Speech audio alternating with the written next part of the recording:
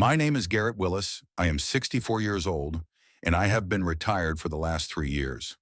I worked for 37 years as an auto parts sales manager at Florida Auto Parts, which eventually went bankrupt due to competition from Chinese manufacturers. I started as a simple salesman, but gradually worked my way up to regional manager. The job was stressful. I constantly had to get orders, persuade customers, and keep track of inventory. But the pay was good, especially in the best years. I live with my wife Constance in a small house in the suburbs of Tampa, which I bought back in 1994 when prices were reasonable. It's a one-story house with 3 bedrooms, 2 bathrooms, and a small yard with a lawn. Nothing special, but it's ours. Constance worked as a nurse at the city hospital until she retired 2 years ago. We got married 40 years ago when I was 24 and she was 21. We met at a dance at a local club. She was a beauty back then, slender, with chestnut hair and lively green eyes. She's still beautiful, although the years have taken their toll, of course. We have 2 children, our son Dexter, who is 30 and works as a refrigeration repair technician, and our daughter Juliet, who is 26 and works as an administrator at Tampa Insurance Group. Both live separately, which is appropriate for their age. Dexter rents an apartment in the city center, not far from work. He is independent and has never asked for money since he got a job after college. Juliet lives in a small apartment in the north of the city, also rented, but I have to help her from time to time. Sometimes her car breaks down, sometimes she has other unexpected expenses. My pension is small, about $2,000 a month, plus Constance's $1,200. But I have savings. I've always been careful with money and set aside a percentage of each paycheck. Over the years, I've accumulated about $120,000. I keep it in a bank deposit and in conservative funds. This money should be enough for a comfortable retirement, unless, of course, something unexpected happens.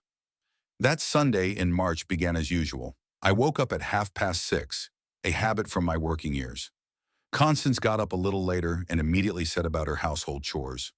By breakfast, she had already made a plan for the day: clean the house, go to the store, and cook a family dinner. We started this tradition when the children were young. Every second Sunday of the month, we all get together. As children, Dexter and Juliet weren't very happy about these mandatory gatherings, but now that they are adults and live separately, these dinners have become important for maintaining family ties. In the morning, I went to the hardware store for paint. I decided to touch up the fence in front of the house.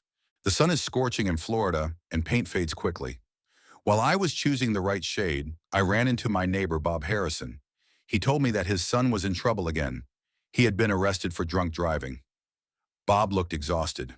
It's hard when your grown children cause problems. When I got home, I found Constance in the kitchen preparing dinner.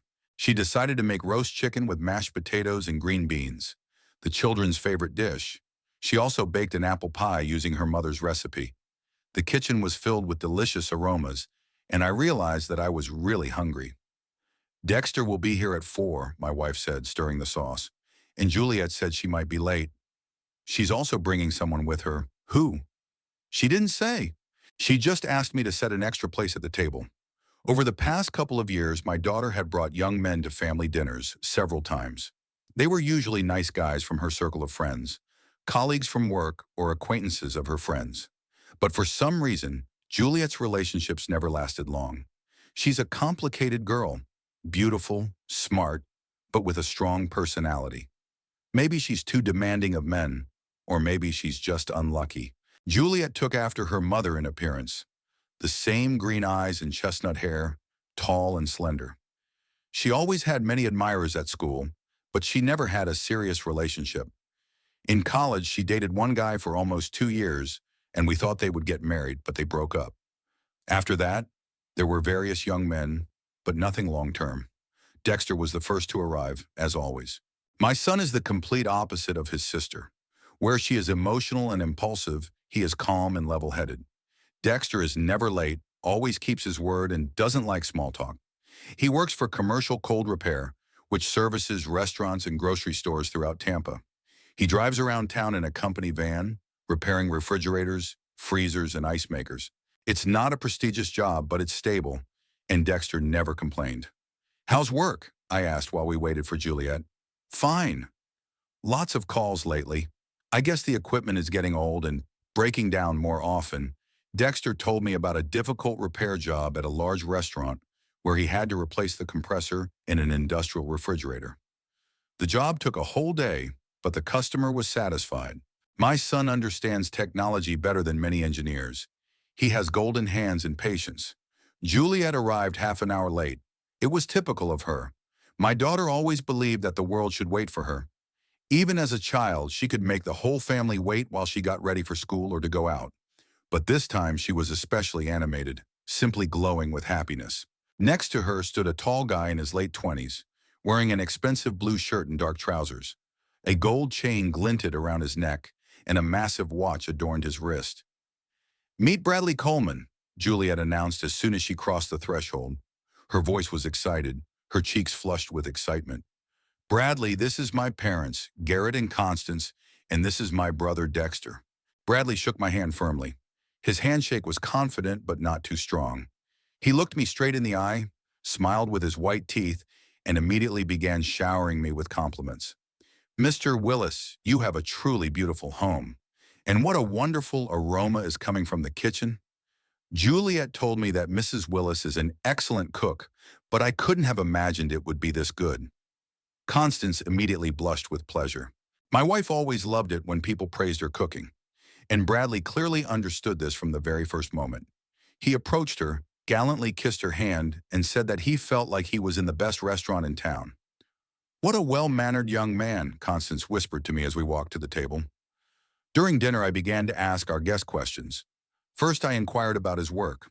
For a man, this is always the main question. "I work at Tampa Prime Auto," Bradley said, carefully cutting his chicken. "I sell used cars, but to be honest, it's only temporary. I have much more serious plans for the future." "What are they?" asked Dexter, without looking up from his plate. "I want to start my own business, maybe even a chain of car dealerships. The used car market in our state is very promising. People don't want to overpay for new cars, especially now that the economy is unstable. And I know how to find good deals. I know where to look for quality cars at reasonable prices." Bradley spoke with such confidence that he was almost convincing. He talked about trends in the car market, which brands are in demand, which models hold their value better. He really seemed to know his stuff. "Where are you going to get the money to open the dealership?" Dexter continued to ask. "I've been saving for several years. Plus, there are potential investors who are willing to invest in a promising project. A friend of mine has already opened a similar business in Orlando, very successfully. The main thing is to present the idea correctly and show the business plan." Juliet looked at him adoringly, hanging on his every word. It was clear that she was completely charmed by this guy. From time to time, she touched his hand, adjusted his napkin, and served him food. The infatuation was written all over her face. "Tell them about your car." She suddenly nudged Bradley. "Oh yes," he perked up. "I recently bought a 2020 BMW 3 Series. It's used, of course, but in excellent condition. One owner, full service history, only 30,000 miles on it. I had to take out a loan, but now I drive in comfort. In my line of work, image is very important. Clients need to see that you know your way around cars and can afford a quality vehicle." I exchanged glances with Dexter. My son raised his eyebrows slightly, a gesture that in our family meant skepticism. A 2020 BMW, even a used one, cost a lot, $35,000 or more. It was strange to hear that a salesman from a foreign parking lot could afford it. "Bradley studied business in college," Juliet added. "He has a degree in sales management." "Yes, I studied theory for 2 years, and now I'm putting it into practice," Bradley confirmed. "Although, to be honest, real life is very different from textbooks. Everything is simple and logical there, but in practice you have to take into account a lot of nuances." Constance asked about his family. Bradley said that his parents live here in Tampa, in the West Chase area. His father worked as a foreman on a construction site for many years and is now retired. His mother was a housewife all her life and raised the children. He has a younger sister who is studying to be a nurse at a local college. "They're simple, hard-working people," he said. "Nothing special, but they taught me to value family and hard work." After the main course, Constance served apple pie with vanilla ice cream. Bradley savored every bite, saying he had never eaten anything so delicious. My wife was melting with such compliments. "Dad, show Bradley your workshop in the garage," Juliet suggested. He's also good with technology. After dinner, we did indeed go to the garage. I have a small workshop there, a workbench, a set of tools, spare parts left over from my previous job. It's my hobby and retirement. I repair lawnmowers and small appliances for my neighbors and service my own car. It's a useful and enjoyable activity. My hands haven't forgotten their skills. Impressive, Bradley said, looking at my tools. You have an almost professional workshop here. Everything is very neat and organized. He picked up a torque wrench, turned it, and checked the settings. It was clear that he was familiar with tools. I have a garage at home too, but I haven't set it up properly yet, he continued. I never have enough time. I work late, and on weekends I often have to visit clients. Dexter walked silently beside me, studying the contents of the shelves. I know my son. He was thinking about something, analyzing it. He had a habit of weighing everything first and then drawing conclusions. Bradley, he said suddenly, how many cars do you usually sell in a month? It varies. In a good month, 15 to 20. In a bad month, maybe 5 to 7. It depends on the season, what cars are available, and the overall economic situation. And what percentage do you get from the sale? It depends on the cost of the car. The percentage is lower for cheaper cars and higher for more expensive ones. On average, it's about $300 to $500 per sale. Dexter nodded, but I could see that he was quickly calculating the figures in his head. My son isn't very talkative, but he's great at math. Math was his favorite subject in school. We returned to the house and settled in the living room. Constance brought coffee and served the leftover pie. Juliet beamed as she snuggled up to Bradley on the sofa. They looked like a beautiful couple, he tall and stately, she graceful and elegant. Mr. C. Willis, Bradley suddenly addressed me. I would like to talk to you about my intentions regarding Juliet. My heart skipped a beat. Was it really that serious? My daughter blushed and lowered her eyes. I realize we haven't known each other long, but sometimes feelings don't depend on time. Juliet is an amazing girl, and I want you to know that my intentions are absolutely serious. Then he suddenly got up from the sofa, knelt down on one knee in front of Juliet, and took a small velvet box out of his jacket's inside pocket. Juliet, I had planned to do this in a romantic setting, perhaps in a restaurant or by the ocean. But then I realized that there is no better place than your family home. This is where you grew up. This is where the people who love you are. Marry me. He opened the box, and inside was a ring with a small but very beautiful diamond. Juliet gasped, covered her mouth with her hands, and her eyes filled with tears. She stared at the ring for a few seconds, unable to say a word. Yes, she finally breathed. Of course, yes. 1,000 times yes. She threw herself into Bradley's arms, and he spun her around the living room. Constance clapped her hands and immediately rushed to hug her daughter. The house was in an uproar. Everyone was talking at once, congratulating them, examining the ring. I stood aside, watching the scene in confusion. It all happened so unexpectedly that I didn't have time to collect my thoughts. Dexter was silent too, sitting in his chair with a stony face. Congratulations, I finally said, when the initial emotions had subsided a little.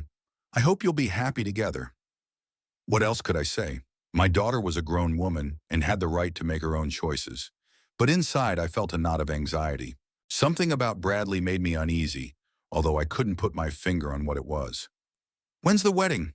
Constance asked, admiring the ring on her daughter's finger. We haven't discussed the details yet, Bradley replied, but we'd like to get it done soon. Maybe this summer. This summer? But that's so soon, exclaimed Constance. Mom, when people love each other, why wait? Said Juliet, beaming with happiness. They stayed with us for another hour, discussing plans and sharing their joy. Bradley talked about where they could live after the wedding and what kind of apartment to rent. Juliet dreamed aloud about her wedding dress and honeymoon. Finally, they got ready to leave. We walked them to their car. Bradley's BMW really did look impressive. Dark blue metallic, leather interior, everything you'd expect in a car of that class. Thanks for a wonderful evening, Bradley said, shaking my hand again. I hope we'll become a real family. The BMW's engine roared pleasantly, and they drove away, leaving the three of us on the porch. What a nice guy, said Constance, waving at the receding car. Well-mannered, polite, clearly loves our Juliet. Dexter grunted and headed for his car. "Dex, what's wrong?" His mother called after him. He stopped and turned to us. "Nothing much. Just wondering how he's going to support a family. According to my calculations, even if he sells 20 cars a month and gets $400 for each one, that's $8,000. Minus taxes, that leaves about $6,000. Minus the payment on the BMW loan, at least $1,500 a month. Minus rent, food, clothes, gas. What's left for family life?" "Maybe he makes more," Constance said uncertainly. "Maybe," Dexter agreed. "Or maybe a lot less. Do you know how much a ring with a diamond like that costs? At least $3,000. Where does a used car salesman get that kind of money?" He got into his beat-up Honda and drove away while Constance and I remained on the porch. My wife was excited and happy. Finally, our daughter was getting married. We would have grandchildren, and our family would grow. But I felt uneasy. Everything had gone too smoothly with this Bradley. We went into the house and started clearing the table. Constance talked incessantly about the wedding, made plans, and dreamed of future grandchildren. I silently washed the dishes and thought about how, in 37 years of working with people, I had learned to understand something about human nature. And something told me that this handsome guy with a snow-white smile and an expensive ring would bring our family more problems than joy. The next day I woke up with a heavy feeling. I tossed and turned all night, thinking about the previous evening. Constance slept peacefully, even smiling in her sleep, probably dreaming about wedding preparations and future grandchildren. And my head was spinning with the numbers Dexter had mentioned and the alarming details in Bradley's behavior. After breakfast, I decided to walk to the house of my best friend, Chester McDonald. He lives 3 blocks away from us in a similar one-story house. Chester is 2 years older than me, has been a mailman for 35 years, and knows everyone in the neighborhood. We've been friends for over 20 years, ever since he moved to our area. We go fishing together, play dominoes in the evenings, and discuss the news and life's problems. I found Chester in his garage repairing an old lawnmower. His hands are still nimble, although his back is not what it used to be. "Hi, Garrett," he greeted me without looking up from his work. "How was the family dinner?" "That's what I wanted to talk about."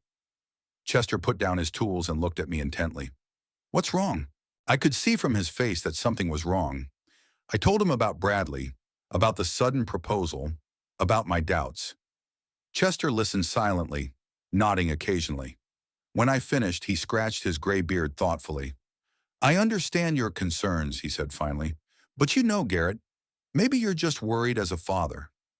Your daughter is an adult and has the right to make her own choices. And maybe this guy really does love her." "Chester, you know I'm not the kind of father who clings to his daughters. But there's something wrong with him. It's all too perfect, too smooth." "What specifically makes you suspicious?" "Money.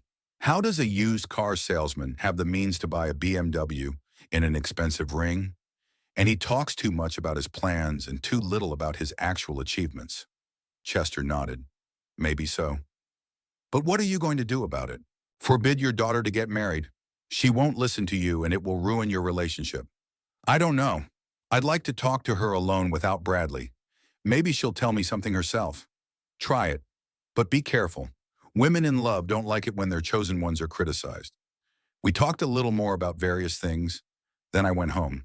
Constance was on the phone with a friend, excitedly discussing yesterday's events. Hearing my footsteps, she covered the receiver with her hand. "It's Mary Johnson. Remember her?" "I'm telling her about Juliet's engagement." I nodded and went to my workshop. I needed something to occupy my hands and my mind. In the afternoon, Juliet called. Her voice was cheerful and happy. "Daddy, can I come over this evening? I want to talk about the wedding." "Of course, come over." "Will you stay for dinner?" "No, thank you. Bradley will be coming later. We're going to meet his parents." Juliet arrived around 7 in the evening. She looked gorgeous.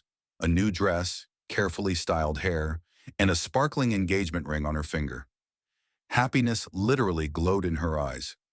"Mom, Dad, I'm so happy. You can't imagine how wonderful Bradley is." We spent the whole day planning the wedding. Constance immediately joined in the discussion. They sat down at the kitchen table, took out a notebook, and began making lists. Guests, flowers, music, photographer. I listened with half an ear, waiting for the right moment to talk to my daughter alone. When exactly is the wedding? Constance asked. June 23rd. It's a Saturday. Bradley wants everything to be beautiful and festive. But that's in 3 months. That's not enough time to prepare. Mom, we don't want to wait. Besides, summer weddings are the most beautiful. They discussed the details for another half hour. Finally, Constance went to the kitchen to make tea, and I had the opportunity to talk to my daughter. Juliet, I began cautiously, are you sure you know Bradley well? You haven't been dating that long. My daughter's face immediately became wary. Dad, what are you getting at? Nothing. I just want to make sure you're happy. Bradley seems like a nice guy, but... But what? Juliet's voice became sharp. You don't like him, do you? It's not about liking him or not. I just want to understand how you plan to live, how you're going to support a family, where you're going to live. Dad, I'm 26 years old. I'm a grown woman and I can figure out my own relationships. Of course you can, but I have a right to worry about you. Juliet got up from the table and began pacing around the room. You know what I think? You just can't accept that I've grown up. You can't let me go. That's why you find faults in every man I like. That's not true. It is. Remember Michael? You criticized him too. Said he was too young, not serious enough. Then there was David. You complained that he didn't earn enough. Now it's Bradley, and again, something's not right. I tried to argue, but my daughter wouldn't listen. Bradley is the best man I've ever met. He's smart, ambitious, caring. He loves me and wants to start a family. But that's not enough for you, is it? You have to find fault with him. At that moment, Constance returned with the tray. Seeing her daughter so upset, she asked anxiously, What's going on? Mom, Dad is starting to ask questions about Bradley again. I'm tired of it. Constance looked at me reproachfully. I spread my arms. The conversation was not going as planned. Juliet, dear, Dad is just worried about you. Constance tried to reassure her daughter. That's normal. No, Mom, it's not normal. It's an attempt to control my life. My daughter grabbed her purse and headed for the door. Juliet, wait, I tried to stop her. No, Dad. I thought I could share my happiness with you, but instead of support, I get interrogation and suspicion. She slammed the door and drove away. Constance looked at me reproachfully.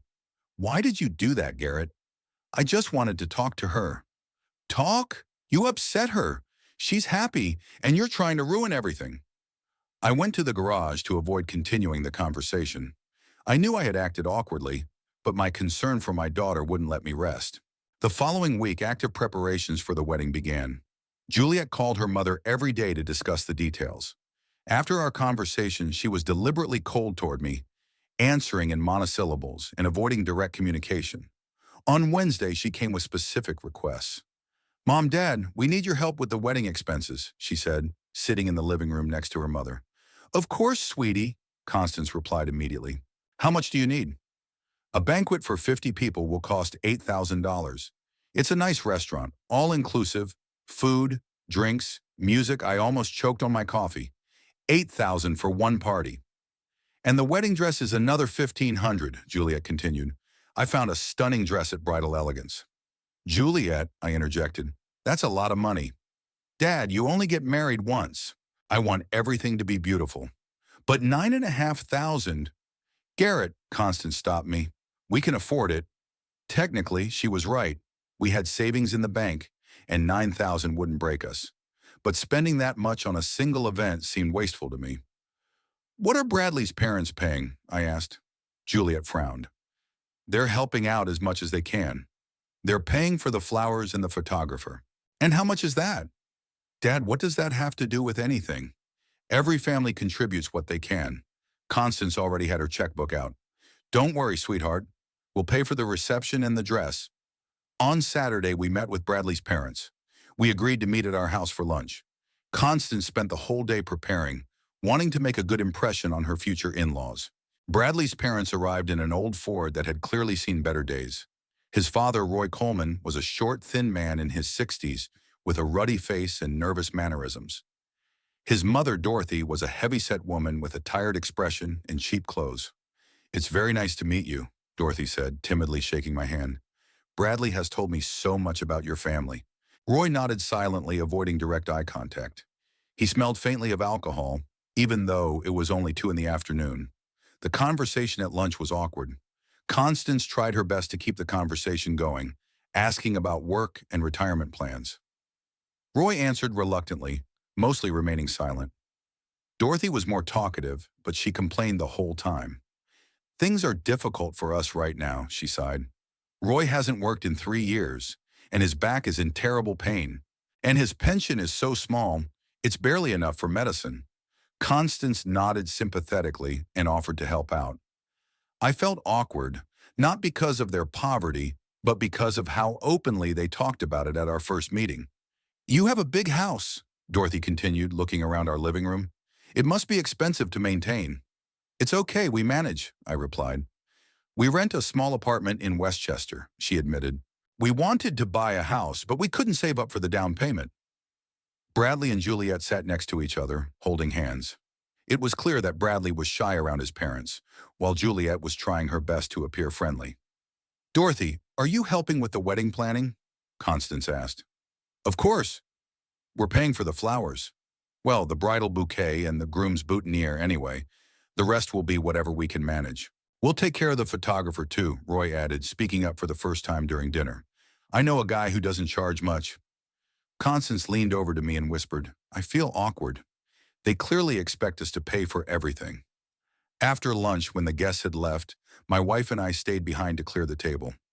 What a family, said Constance, unstacking the dirty dishes. Poor people, of course, but what? I don't know. There's something wrong with them, especially Bradley's father, and his mother kept talking about money. See, I'm not the only one who's alarmed. Garrett, maybe they're just embarrassed about their situation. Their son is marrying a girl from a wealthier family, so they feel inferior. Maybe Constance was right, but I was left with an unpleasant feeling. I also noticed how Roy Coleman was looking closely at our house, as if evaluating it, and how Dorothy was interested in our income, pension, and savings. Dexter called in the evening. Dad, how did the meeting with the groom's parents go? Not very well. They seem like nice people, but they're poor, and they're not shy about talking about it. I see. How's Juliet? She's trying to please everyone, but you can see she's nervous. Dexter paused.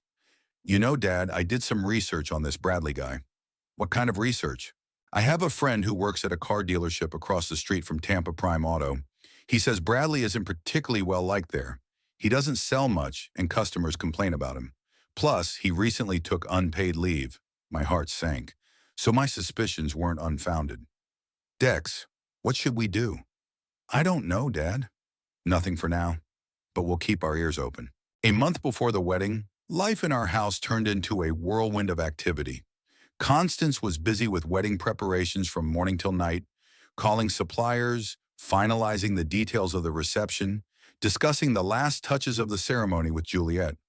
I kept my distance from the commotion, but I could feel the tension building.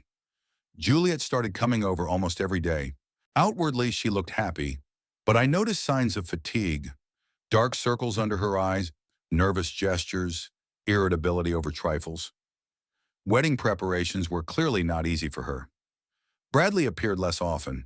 He said he was working a lot, preparing for the honeymoon, and dealing with some business matters.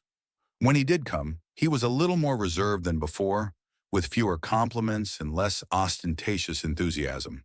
Maybe he was just tired from the pre-wedding preparations. Or maybe he sensed my coldness. In those days, I thought a lot about my conversation with Dexter and his information about Bradley's work. I wanted to believe that my son was wrong, that all my suspicions were unfounded, but an inner voice told me that something was wrong. One Wednesday evening, with exactly 4 weeks to go before the wedding, Juliet arrived at our house, clearly agitated. She didn't wait for dinner, but went straight to the living room and sat down opposite Constance and me. Mom, Dad, I need to talk to you, she began, nervously fiddling with the strap of her purse. What's wrong, sweetheart? Constance asked, alarmed. Nothing bad. We just have some additional wedding expenses. I was on my guard. We had already spent almost $10,000 on the reception, dress, shoes, jewelry for the bride, my suit, and gifts for the bridesmaids. What other expenses could there be? Bradley booked our honeymoon in the Bahamas. Juliet continued, not looking us in the eye. A week in a five-star hotel, all-inclusive. It will be unforgettable. Wonderful, said Constance. The Bahamas is a great place for a honeymoon. Yes, but there's one problem. The reservation needs to be confirmed and paid for by the end of this week, and we don't have the money yet. I felt myself tense up, so now there would be a request for financial assistance. How much does this honeymoon cost? I asked. Juliet hesitated, then said quietly, $8,000. Constance gasped. I leaned back in my chair, unable to believe what I was hearing. 8,000 for a week's vacation? I asked. Dad, it's a very nice hotel. The Bahamas Reef Resort, 5 stars. It has a spa, restaurants, a private beach, water sports. Everything is included in the price. Juliet, that's a lot of money, Constance interjected. Maybe we can find something cheaper. Mom, you only get one honeymoon. We want it to be special, unforgettable. Bradley says I deserve the best. I got up from my chair and paced around the room. $8,000 a week at a resort was comparable to our annual entertainment and vacation budget. Where is Bradley going to get the money? I asked. Why can't he pay for his bride's honeymoon? Juliet's face hardened. All his money is tied up in his business right now. He's preparing to open his own salon and negotiating with investors. All his funds are frozen, I see. And that's why he's turning to us again. Dad, don't say that. Bradley isn't turning to us. I'm asking you for help. Juliet, we've already spent almost $10,000 on your wedding, I said, trying to keep my voice calm. That's a lot of money for our budget. But you have savings. You said yourself that you've been putting money aside for years. Those savings are for our retirement, for unexpected expenses, not for paying for luxury resorts. Juliet jumped up from the sofa, her eyes glistening with tears. So you're refusing to help me on the most important day of my life? We've already helped a lot. We paid for the wedding, your dress, the reception. And the honeymoon isn't important, is it? You don't care about my happiness. Constance tried to intervene. Honey, calm down. Maybe we can find a compromise. We'll pay half, and you can figure out the rest somehow. No, Juliet said sharply. Either you help us completely, or you don't help us at all. Bradley has already given his word to the travel agent that we will confirm the reservation. I felt my irritation rising. Not so much because of the money, but because of the way my daughter had phrased the question, like an ultimatum. Juliet, $8,000 is too much, I said firmly. I refuse to pay it. My daughter's face contorted with anger. You refuse? So my happiness isn't important to you. You're willing to ruin my honeymoon over some money. It's not about the money itself. It's about spending wisely. Reasonable, Juliet almost shouted. Dad, I'm getting married. This is the most important event in my life, and you think my happiness is an unreasonable expense? Constance tried to calm her daughter down, but she was already unable to listen. You know what, Dad? If you're not willing to help me at such an important moment, then you don't have to come to the wedding. Those words hit me like a slap in the face. I stood there looking at my daughter, unable to believe she could say such a thing. Juliet, Constance exclaimed. How can you say that? How can he refuse to help me? My daughter sobbed. $8,000 is nothing to him compared to my happiness, but he prefers to save money instead of making his daughter happy. I took a deep breath, trying to control my emotions. Juliet, you're going too far. No, you're going too far. From the very beginning, you were against Bradley, looking for flaws in him, and now you're trying to ruin our wedding. I'm not trying to ruin anything. I just think that $8,000 for a week's vacation is wasteful. A waste, Juliet repeated bitterly. So I don't deserve a nice honeymoon? So your daughter has to settle for cheap resorts? At that moment, Dexter entered the house. Hearing the shouting, he quickly made his way to the living room. What's going on here? He asked, looking at the upset faces. Your father refuses to pay for our honeymoon, Juliet sobbed as she rushed to her brother. $8,000 is more important to him than my happiness. Dexter hugged his sister and looked at me questioningly. I briefly explained the situation. Juliet, calm down, Dexter said. $8,000 is a lot of money. You're against me too, she sobbed. I'm not against you, but maybe we can find a compromise? Look at other honeymoon options? No, Bradley already booked everything. He promised me the best vacation ever. Dexter scratched his chin thoughtfully. Listen, what if I borrow the money and give it to you? Then you can pay me back little by little. Juliet's eyes lit up with hope for a moment, but then she shook her head. No, Dex. If Dad doesn't want to help his daughter, then so be it. I'm not going to humiliate myself and ask my brother for money. Juliet, don't be silly, Dexter tried to reason with her. Dad already spent a lot of money on your wedding, but not on the most important thing.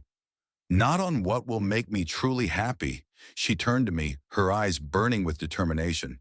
Dad, I'm asking you one last time. Will you give me money for my honeymoon or not? I looked at my daughter, at her tear-stained face, at her stubborn chin. At that moment, she reminded me of myself as a child, throwing tantrums when I didn't get what I wanted. No, Juliet, I won't. She wiped her tears with her sleeve and straightened up. Then don't come to my wedding. I don't want to see you there. Juliet, don't, Constance tried to stop her. I have to, Mom. If Dad isn't ready to support me on the most important day of my life, then let him miss it. She grabbed her purse and headed for the door. Dexter tried to stop her, but she pushed him away. Juliet, think about what you're saying, her brother shouted after her. I've thought about it, she shouted from the hallway, and my decision is final. The door slammed, the car started, and Juliet drove away, leaving the three of us in heavy silence. Constance cried, wiping her eyes with a handkerchief. Dexter paced the room, shaking his head. Dad, maybe we should have agreed, he said quietly. For the sake of family harmony? Dex, it's not just about the money. It's a matter of principle. If I give in now, there will be new demands, new ultimatums. But she's your daughter. And she really is getting married. That's exactly why she needs to understand the value of money. And her future husband needs to understand it too. Constance looked up at me with eyes red from crying. Garrett, she's banned you from the wedding. Her own daughter's wedding. I heard. What are you going to do? I got up and headed for the living room door. I'm going to the garage. I need to finish repairing the old Ford. The garage was quiet and peaceful. I turned on the radio, got out my tools, and immersed myself in my work. I needed to replace the oil filter and adjust the carburetor. Physical work always helped me think. An hour later, Constance came into the garage. Her face was tired but calm. Garrett, we need to talk. I put down the wrench and turned to my wife. I understand why you refuse to give the money, she said. $8,000 a week is a lot, but our daughter has forbidden you from coming to the wedding. That's serious. I know. Maybe we should find a compromise. Give her some of the money. Constance, it's not about the money. It's about them taking advantage of us. First the reception, then the dress, now the honeymoon. What's next? A down payment on a house? Paying for a car for the son-in-law? Constance sighed. Maybe you're right. But what am I supposed to do? Not go to my own daughter's wedding? You're going. I'm not Garrett. If Juliet thinks she can give me ultimatums, then she needs to know that ultimatums have consequences. My wife looked at me with pain in her eyes. Are you seriously not going to your daughter's wedding? I picked up the wrench and bent over the engine again. Seriously, if she doesn't want to see me there, she won't. Constance stood there for a moment, then quietly left the garage. I was left alone with my 1970s Ford and my heavy thoughts. Inside, everything ached from the quarrel with my daughter, but I had no intention of backing down. Too many years of working with people had taught me that concessions in such situations only encourage new demands. There was a month left before the wedding, and I already knew that I would spend that day not in a restaurant, but somewhere far from home. Maybe I'll go fishing with Chester. There on the shore of the lake, with the sound of water and the cries of seagulls, it will be easier to get through this difficult day. June 23rd was hot and sunny. I woke up at 5:30 in the morning, even though the alarm was set for 7. I didn't want to sleep. Thoughts were spinning in my head that today my daughter was getting married, and I would not be present at her wedding.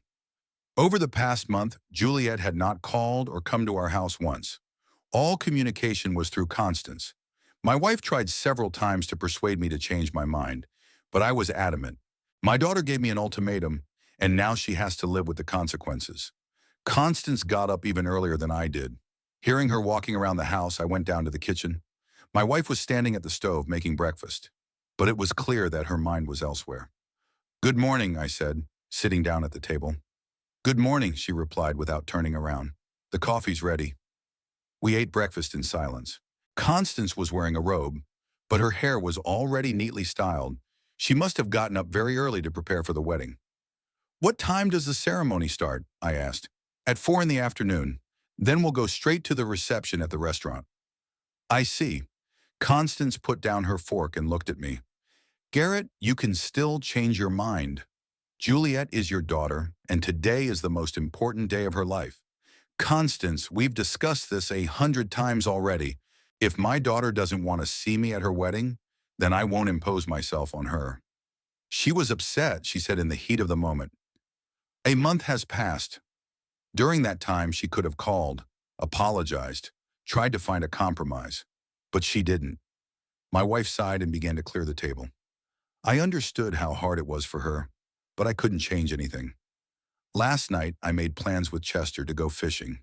My old friend agreed to keep me company without asking any questions. He understood that I needed something to occupy myself with that day, to distract me from my heavy thoughts. At 8:30, I loaded my fishing gear into my pickup truck and drove to Chester's. He was already waiting for me on the porch with a thermos of coffee and a bag of sandwiches. "Ready for a big catch?" he asked as he got into the car. "Ready for a long day in the fresh air," I replied. We drove to Lake Tarpon, 40 miles from the city. It's a quiet place full of fish, and tourists rarely go there. It's perfect for spending a day in reflection. We drove in silence for the first half hour, listening to the radio. Then Chester turned off the music and spoke. "You know, Garrett, I thought about your situation all night. And what conclusion did you come to?" "That you did the right thing." I looked at my friend in surprise. "A month ago, he advised me to trust my daughter. Have you changed your mind?" "Yes, I've thought about it a lot since then. And I realize that it's not just about the money for the honeymoon. It's about how your daughter talks to you, what demands she makes."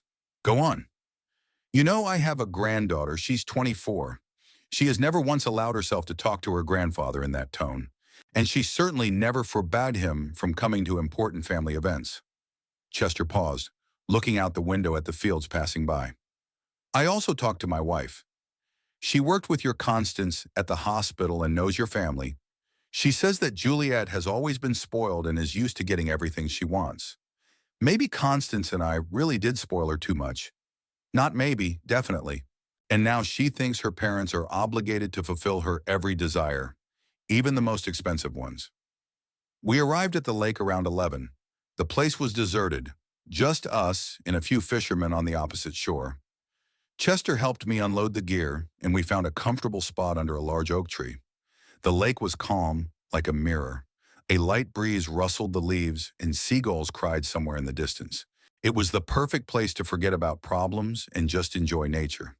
We cast our lines and settled into our folding chairs. Chester took out a thermos and poured coffee into mugs. "You know what alarms me most about this story?" he said, sipping his coffee. "What?" "The groom's behavior. A normal man wouldn't let his fiancée quarrel with her parents over money. He would either earn the money for the honeymoon himself or choose something within his means." I thought about that too. And this Bradley calmly watches as his future wife begs her father for money. He even encourages her to do so. Chester was right. In the entire month since our quarrel, Bradley had not once tried to contact me, offer a compromise, or apologize for the situation. He simply removed himself from the situation, leaving everything to Juliet. We fished for about 2 hours in pleasant silence. The bite was good. We caught several perch and a pike. But the main thing was not the fish, but the fact that I could think calmly without being distracted by domestic problems. Around 2 o'clock in the afternoon, I looked at my watch. There were 2 hours left before the wedding. Somewhere, Constance was getting ready, putting on her best dress. Juliet was preparing to become a bride, and I was sitting on the shore of the lake with a fishing rod in my hands. "Do you regret it?" Chester asked, noticing my glance at my watch. "I don't know. On the one hand, it hurts to miss my daughter's wedding. On the other hand, I couldn't do anything else. Garrett, mark my words. In a few months, you'll realize you did the right thing." At 4 o'clock, when the ceremony was supposed to begin at the church, I cast my line into the deepest part of the lake. I imagined Juliet walking down the aisle in her white dress, Bradley waiting for her in the suit we had paid for. I imagined Constance sitting alone in the front row, explaining to her friends why I wasn't there. "Is it hard?" Chester asked quietly. "It's hard, but it's the right thing to do." We stayed at the lake until 6:30. The sun was setting, and it was getting cooler. Chester suggested we go home. The reception must have been in full swing by then. On the way back, we stopped at a roadside cafe and had fried fish and potatoes for dinner. Chester told stories from his youth, and I listened half-heartedly. My thoughts were still at home, at the wedding I had missed. We arrived home at 9 o'clock. Constance's car wasn't there. She was still at the banquet. I thanked Chester for his company. He shook my hand and said, "Hang in there, Garrett. Everything will be fine." The house greeted me with silence. I went into the living room and turned on the TV, but I didn't feel like watching anything. I picked up a book, but couldn't concentrate on reading. My thoughts kept returning to the wedding. Constance arrived around 10:30. I heard the sound of a car on the driveway and met my wife at the door. She looked tired and upset. Her beautiful blue dress was wrinkled, her hair was messy, and her eyes were red. "How did it go?" I asked, helping her take off her shoes. "It was hard," she replied briefly. We went into the kitchen. Constance sat down at the table, and I made her some tea. "Tell me about it," I asked. My wife sighed and began to tell me. "The ceremony went well. Juliet was beautiful, but very tense. She kept looking around, searching for you with her eyes. When she realized you really weren't coming, she almost cried." My heart ached, but I said nothing. Bradley was confident, smiling at the guests. After the ceremony, everyone went to a restaurant for the reception. "How was it?" "Strange. Very strange." Bradley kept bragging about the gifts the newlyweds had received. He showed everyone the $1,000 check from your former colleague Thomas and talked about the expensive dinner service from his neighbors, the Juliet family. He acted as if it were all his doing. Constance took a sip of tea and continued. Juliet sat silently next to him, nodding when spoken to, but it was clear that she was not herself. I saw her wipe away tears several times. "Maybe she was just nervous." "No, Garrett. Those weren't tears of joy. She was upset about your absence, and angry at herself for what she had done to you." My wife fell silent and stared into her teacup. "What else?" I asked. "Bradley's parents. They completely lost it. Roy had been drinking since the beginning of the banquet, and by the middle of the evening, he could barely stand. And Dorothy made a scene with the waiter because he allegedly didn't pour her enough wine." "Seriously?" "Absolutely seriously. She yelled that they were paying for the banquet too and were entitled to proper service, although everyone knew they had only paid for the flowers." Constance shook her head. "Bradley tried to reason with them, but they wouldn't listen. In the end, they had to call a taxi and send his parents home. It was very awkward." "What about Dexter?" "Dexter sat gloomy all evening, hardly speaking. When I asked him what was wrong, he said, 'Mom, Dad was right. This marriage is a mistake.'" We were silent. Constance finished her tea and looked at me with tired eyes. "You know, the most unpleasant thing wasn't even Bradley's parents' behavior. The most unpleasant thing was how Bradley bragged about money and gifts. He acted as if he had married a rich girl and now had a right to all her family's resources. Meaning, he said several times in front of guests that he now had a reliable backup and that the Willis family will always help in difficult situations. He also bragged that his father-in-law had large savings. I felt anger rising. So Bradley was already spending our money in his fantasies. "What did Juliet say?" "She tried to change the subject. You could tell she was uncomfortable, but Bradley wouldn't let it go." Constance got up from the table and started pacing around the kitchen. "Garrett, I'm starting to realize that you were right all along. This man didn't marry our daughter. He married our money. It's a shame you only realize that now." "Yes, it is. But now nothing can be changed. Juliet is married and all we can do is watch." We talked a little more, then went to bed. Lying in bed, I thought about the past day. It was painful to miss my daughter's wedding, but I had no alternative. Juliet gave me an ultimatum, and I accepted it. Constance's story only reinforced my confidence in the correctness of my decision. Bradley already considered our money his. His parents behaved inappropriately, and my daughter clearly regretted her words, but her pride prevented her from admitting her mistake. I wonder how long it will take before this marriage shows its true colors. Chester said a few months. I'm afraid he's right. The 3 months passed slowly and painfully. After the wedding, a strange atmosphere settled in our house, as if someone in the family had died, but everyone pretended that nothing had happened. Constance tried to maintain the usual order of life, but it was clear how much the break with her daughter was weighing on her. Juliet didn't call, didn't visit, didn't answer her mother's calls. Occasionally, Constance would receive short messages from her. Everything's fine. Don't worry. I'll call later. But later didn't come for weeks. Dexter tried to contact his sister several times, but she was cold to him too. She said she was happy, that her husband was wonderful, that they were building a new life. I missed my daughter more than I was willing to admit. I was used to her unexpected visits, to the way she burst into the house with news and plans. The house seemed empty without her laughter and arguments. But pride prevented me from taking the first step. Juliet had given me an ultimatum, forbidding me from attending the wedding, and now I had to find a way to reconcile with her myself. Constance was clearly suffering. She often sat by the phone, looking at it hopefully. Several times I found her crying in the kitchen or living room. When I tried to comfort her, she replied that everything was fine. She was just tired. Maybe you should call her, my wife asked from time to time. No, Constance. She's a grown woman. She has to decide for herself if she needs her parents. But inside, I was burning with desire to hear my daughter's voice, to find out how she was doing, if everything was all right with her. Dexter came to visit us every weekend, as usual, but we hardly touched on the subject of Juliet. My son saw how hard it was for his mother and didn't want to make the situation worse. Once he mentioned that he had tried to meet his sister at her work, but the secretary said that Juliet didn't want to see anyone. She's avoiding all of us, Dexter said. She's even stopped seeing her friends. She's living in a cocoon that alarmed me.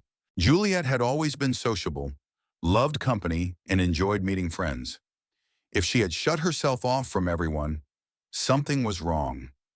We received fragmentary information from neighbors and acquaintances.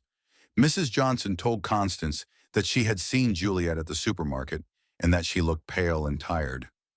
Another neighbor mentioned that she had met her at a gas station, and Juliet barely said hello before leaving immediately.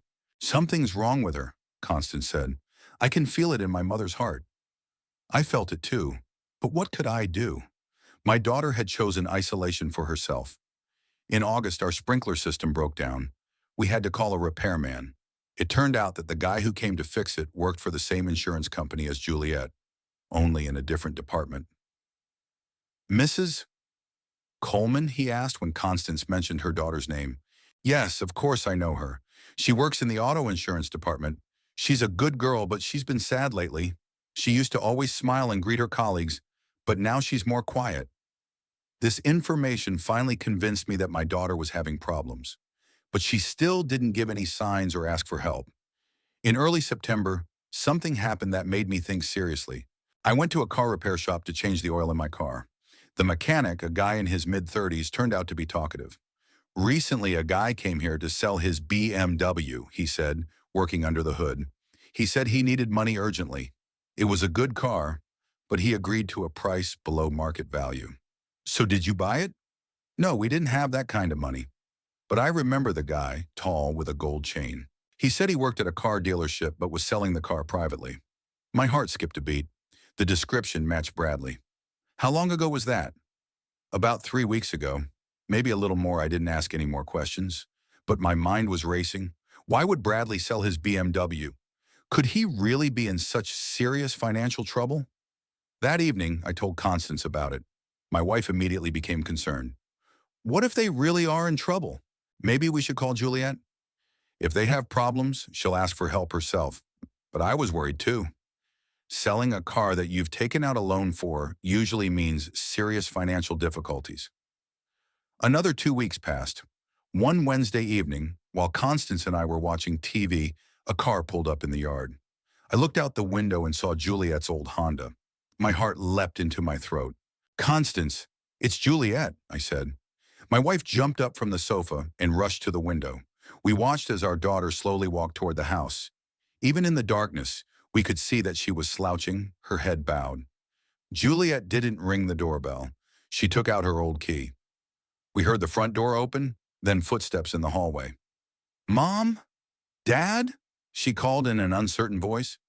"We're here, sweetie," Constance replied. Juliet appeared in the living room doorway, and my breath caught in my throat. She had lost weight, looked haggard, her eyes red and swollen from crying. She was dressed in old jeans and a wrinkled t-shirt, not at all like she usually took care of her appearance. "Juliet, what happened?" Constance exclaimed, rushing to her daughter. She collapsed into her mother's arms and burst into tears. She cried for a long time, sobbing like children do after a serious trauma. Constance stroked her head and whispered soothing words. I stood nearby, not knowing what to do.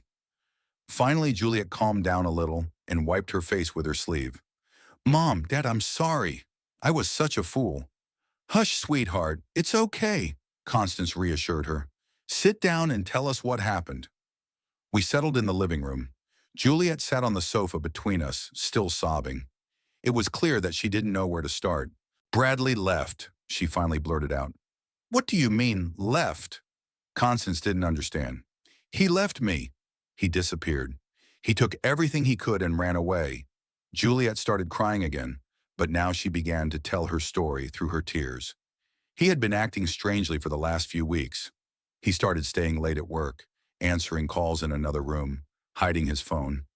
I thought he was planning a surprise for our 3-month wedding anniversary. She paused, gathering her strength. Then 3 days ago, I came home from work and the apartment was empty. He took all his things, all the appliances we bought after the wedding. He took my jewelry, even the wedding ring he gave me. "The wedding ring!" Constance gasped. "Yes, I took it off before showering, put it on the nightstand, and forgot about it. He took it too." Juliet wiped her nose with the handkerchief her mother had given her. "But that's not all." He emptied our joint account. It contained the money we received for our wedding, plus what I had saved from my salary. Almost $6,000. I felt the blood rush to my face. So this bastard not only left his wife, but robbed her too. "And somehow he got access to my personal account," my daughter continued. "There was another $3,000 in there. It's all gone." "How could he have gotten access to your personal account?" I asked. "I don't know. Maybe he saw my PIN when I paid with my card. Or he found my online banking password written down somewhere." Constance stroked her daughter's arm, trying to calm her down. "Honey, where is Bradley now? Have you tried to contact him? His phone is off. His employer said he quit 2 weeks ago but didn't explain anything to anyone. He just stopped coming in." Juliet burst into tears again. "I'm such a fool. For 3 months I defended him and argued with you about him, and he was just using me." "Don't say that," I tried to comfort her. "You couldn't have known what kind of person he was." "Yes, I could. You tried to explain it to me. Especially you, Dad. But I didn't want to listen. I thought you just didn't want to let me go." She turned to me, her eyes full of remorse. "Dad, I'm sorry. I said such horrible things to you. I forbade you from coming to my wedding. How can you even talk to me after all this?" My heart ached with pain. My little girl was suffering, and all my resentment evaporated instantly. "Juliet, you're my daughter. I love you no matter what. But I was so cruel to you. You were in love and defending someone you thought was good." "That's understandable." Juliet threw her arms around my neck and hugged me tightly. "Daddy, I missed you so much. I was so sorry we had a falling out." I hugged my daughter and felt her trembling from tears and exhaustion. "I missed you too, sweetheart. I missed you so much." We sat there for several minutes, just hugging. Constance cried quietly with happiness. Finally, the family was together again. "What are the neighbors saying?" my wife asked. "Maybe someone saw him leave." Mrs. Parker from the apartment next door said she saw him the day before yesterday morning, Juliet replied. "He was carrying boxes out and loading them into his car. There was a young woman with him, about 22 or 23 years old." "A young woman?" "Yes, blonde, pretty. Mrs. Parker thought she was his sister or cousin, but Bradley's sister is in college, and she's a brunette, so he had another woman. Everything was falling into place. His strange behavior over the past few weeks, secret phone calls, frequent absences. "Daughter, did you go to the police?" I asked. "He basically stole your money." "I did. But they said that since we had a joint account, technically it wasn't theft. As for my personal account, I would have to prove that he gained access illegally." "So what? The police aren't going to do anything." "They opened a case, but they said there was little chance of finding him." There are many such cases, and people usually disappear for a long time. Juliet wiped her eyes and tried to pull herself together. "I'm practically broke. Rent, car payments, insurance, none of that goes away, and my salary's only enough to cover the bare necessities." "Don't worry about it, sweetheart," Constance said. "We'll help you." "Mom, I can't ask you for money after everything I've done." "Don't be silly," I interrupted her. "You're our daughter, and we'll always help you when you really need it." Those words sounded symbolic. When my daughter asked for money for a luxurious honeymoon, I refused. But when she really found herself in trouble, I was ready to do anything to help her. "Maybe you should move in with us for a while," Constance suggested, "until you get your finances sorted out." Juliet shook her head. "No, Mom. I'm an adult. I have to manage on my own. I just wanted to know that you forgave me, that I have a family." "You always have a family," I said, "no matter what." We talked late into the night. Juliet recounted the details of her life with Bradley, and the picture grew increasingly bleak. He constantly hinted at our family savings and made plans for how they could be put to good use. He said I was too conservative with money, that it should be put to work. "He kept saying that your father was sitting on a gold mine," my daughter said. "He said that once we got closer to the family, we could convince you to invest in his business." So my suspicions were right after all. Bradley really didn't marry the daughter. He married our money. "Was there a honeymoon in the Bahamas?" Constance asked. Juliet laughed bitterly. "What honeymoon? We spent 3 days in a cheap motel in Orlando. Bradley said the reservation in the Bahamas had fallen through for technical reasons, but that the money would be refunded later. Then it turned out that there had been no reservation at all. That was the last straw. Not only did the bastard deceive my daughter from the very beginning, but he also used the honeymoon story to turn her against her family." Around midnight, I went to the kitchen to make some tea. I wanted to do something simple and familiar to calm myself down. While the water was boiling, I thought about how quickly my daughter's life had fallen apart. 3 months ago, she was a happy bride, dreaming of a wonderful future. And now she was sitting in our living room, robbed and abandoned. When I returned with the tea, Juliet and Constance were sitting hugging each other. My daughter looked a little calmer, but her fatigue was evident in every movement. "Dad," she said quietly as I placed the tray on the table, "I know I have no right to ask, but could you lend me some money to tide me over? I'll pay you back every penny as soon as I can." "Juliet, forget about paying me back. We're a family, and families help each other in difficult times." "But," "No buts. Tomorrow we'll go to the bank and transfer as much as you need to stabilize the situation to your account." My daughter cried again, but now they were tears of gratitude and relief. "I don't deserve parents like you," she whispered. "You do," I said firmly. "We all make mistakes. The main thing is to be able to admit them and correct them." Juliet left for home around 1 in the morning. She promised to come back on the weekend and said she would no longer hide from her family. Constance and I walked her to her car and stood on the porch for a long time, watching the red lights disappear. "She's been through a lot," my wife said. "Yes, but now she's wiser and stronger." "Do you think she'll make it?" "She definitely will. She has character and a family that will support her." We returned to the house and began clearing away the cups and napkins. The usual household chores seemed soothing after such an emotional evening. "Garrett," Constance said, loading the dishes into the sink, "you were right all along. I should have listened to you. It's not about who was right. It's about our daughter coming back to us. But if we had given her money for her honeymoon, if you had gone to the wedding, nothing would have changed. Bradley would have robbed her and run away anyway. Our daughter would have lost another 8,000 of our dollars." Constance nodded, drying her hands with a towel. "You know what struck me most about her story?" "What?" "How she realized her mistake.